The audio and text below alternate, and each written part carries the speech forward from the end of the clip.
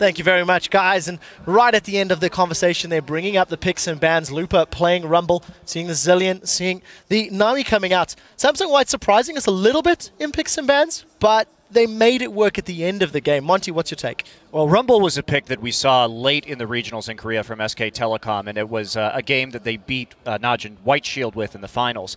And coming into these picks and bans, we really are looking at two very quintessential team compositions for both of these teams. We've got that hyper tank up in the top lane for EDG, that emphasis on AoE and team fighting with the Jarvan in the jungle, and then on the other side of the coin, we have actually an extremely difficult composition to play from Samsung White, because we're dealing with a comp that requires a massive early game lead. Rumble's the champion that you have a lot of early dragon control over, and EDG played well against it. In fact, they kind of baited them into the pit and then rushed mid lane, taking towers, avoiding the Rumble ult whenever possible in the early game. Fortunately, there was a bad fight in the jungle right there. But going into the late game, if you have this composition that we see Samsung White running, you need that large lead. You need that big buffer. And not only that, but you need pretty much perfect team fighting because you're very squishy. You're super reliant on the Zillion pick to get the ult off in order to get the resets rolling with Tristana and Kha'Zix. So requires good Zhonya's use from the Rumble as well. And of course, you know, if we look at the pick and ban phase, early Zillion pick, it's a flex pick, although typically White plays it in mid, and then they have that counter pick on support with the Nami. Especially given how the pick and ban phase was going, it was pretty telegraphed that Zillion was going to end up going mid lane because they have the Rumble that they definitely want to match against Maokai. But then Zillion Tristana could absolutely just lose against Lucian Thresh, so they needed Nami as a kind of pick support, and it worked for them. But didn't you feel that Tristana Nami should also lose to Lucian Thresh? What was your take on the head-to-head matchup and how that played out? Yeah, that's something I really want to point out. How EDG started basically at their bot lane side with their jungler, which set their bot lane even farther behind. So they had to leash, and then they played against Imp and Mata, who didn't leash with Tristana and Nami. What ended up happening was the early levels are so crucial in this matchup. They allowed Tristana to just push early and sustain up and just whittle them down, as well as Thresh started with a ward and 2 potions. So every single point of that matchup where Thresh and Lucian could just abuse Nami Tristana was just not allowed to by EDG. And at the same time, those weird jungle starts influence the jungle as well. And you speak about the bot lane matchup. The matchup of Kha'Zix versus Jarvan with the Zillion passive makes it even more volatile. And we saw Jarvan struggle to get early ganks, and he fell behind in farm, while Kha'Zix was able to pick up some of the scraps from the mid lane. He built up a CS lead and then eventually managed to camp top lane. In another volatile matchup, when you have Rumble, a champion that if he gets really far ahead of whatever opponent he's against, he's going to be able to do just massive amounts of damage. And these champions are so reliant in their team comp that when you get them really far ahead and shut down the main tank for EDG, then the team fights has become that much easier. I want to go back to that bottom lane point, though, Karpo was talking about a little bit, because even though they did start out with the ward, they started out with the leash, by the 3rd or 4th wave, we were equal CS. And I know you were talking about the fact that Lucian should be ahead in CS and it should be a winning matchup, not an equal one. But the point is, we got to a point where the matchup was at least equal, which is reasonable. But it's too late. It's too late. Sure, but purely opportunity cost. You should already be so far ahead in that match. I know what you're talking about being ahead. What I'm going to talk about, though, is the fact that they had an equal lane, and I talked about it in the previous show. What if Name chokes internationally? Name died in 2v2s in a winning lane matchup multiple times, and that is very unforgivable for EDG. I don't think these lanes are equal, though. You got Zillion passive. Like that, it makes a huge... You're always going to not get level 2 first. Level 3 I like first. that point. Let's move on. 1 second. I like the point. Also, Mata was a massive reason for that when he picked up the first kill.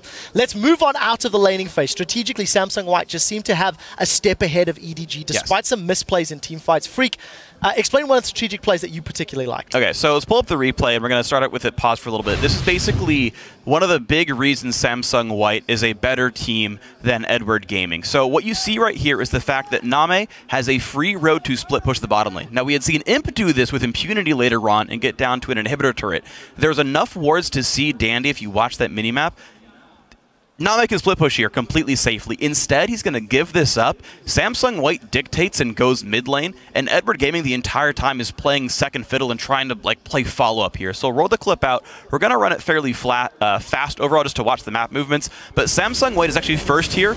the mid laner Orianna is actually killing Wraith instead of showing up to this turret, and so this goes down for free. And this is, again, kind of silly. So finally the Lucian makes his way in, but Imp's already hitting top lane. Imp is already ready to split push the top lane, push a wave in. EDG just now sees it, just now clears the wards, and so Imp says, oh, now they're coming top lane, I can leave very easily. Is actually able to create the pressure on these turrets, and at the very end of that clip, actually what happens is you've got the Maokai trying to hold the top lane against this Tristana push, and Rumble's already getting the wave bottom.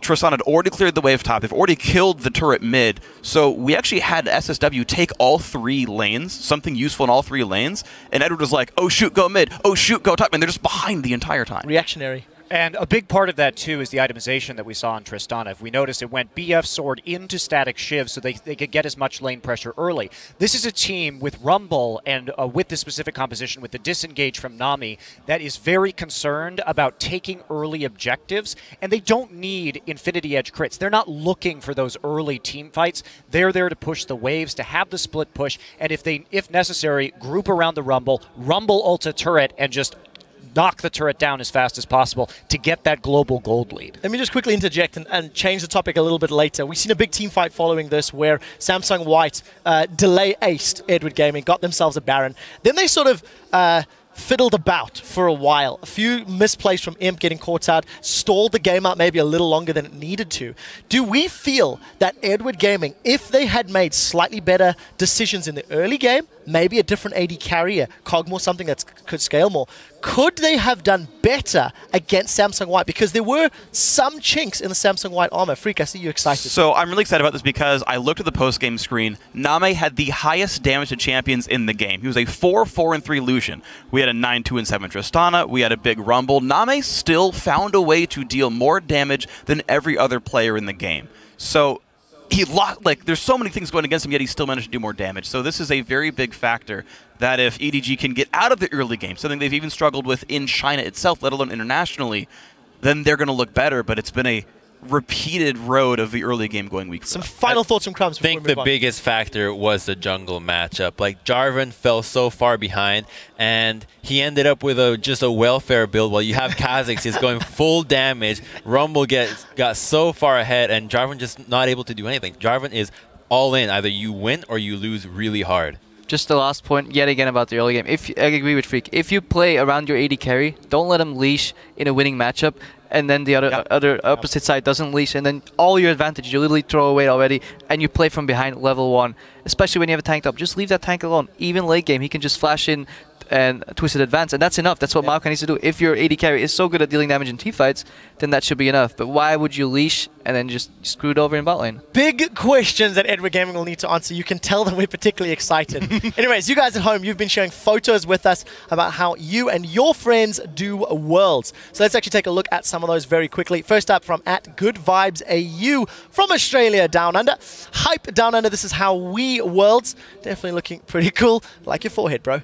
Next, should be some familiar faces from LCS fans. That's Fnatic's coach Aranea dropping in on Alliance, stealing them strats. And he says, since I saw so many World selfies, this is the Alliance selfie.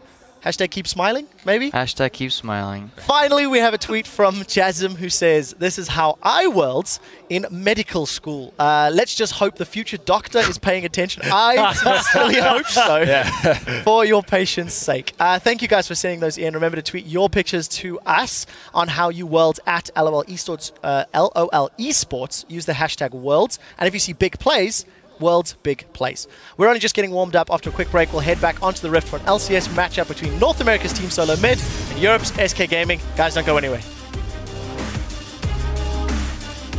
As it turns out, we're going to take a quick look at TSM preparing for their match. You can see we'll transition over to SK Gaming in a moment or two. They've got a tough challenge ahead of them playing with that substitute. All right, guys, we will be back in just a moment, so don't go anywhere. That ad break is coming up before our coverage of the 2014 World Championship continues right after this.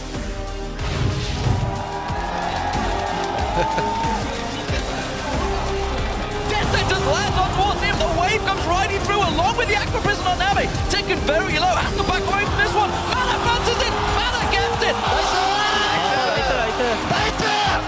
miss on that one as Dandy gets himself out quickly with the flash, but the Dark Passage brings it back in range. They're backing out, now they're going to run back on towards him. MCZF's going to get picked off. It's a double for him. Could it be a triple? Yes, it will. That is a big turnaround, but can they have the damage back on this one? They need to get that mid laner down. Uses the ultimate on himself. He's going to pop back up in a second. Paul is still alive. That is EDG picking up 3 kills, and they're going to continue piling in. Every summoner blown by this point. It's going to be a big shutdown there as Imp gets a kill. He goes down after in the Retribution kill. Clear Love's in all by himself, and Imp has free shots as they take down Koro. He jumps in. It's going to be a double kill.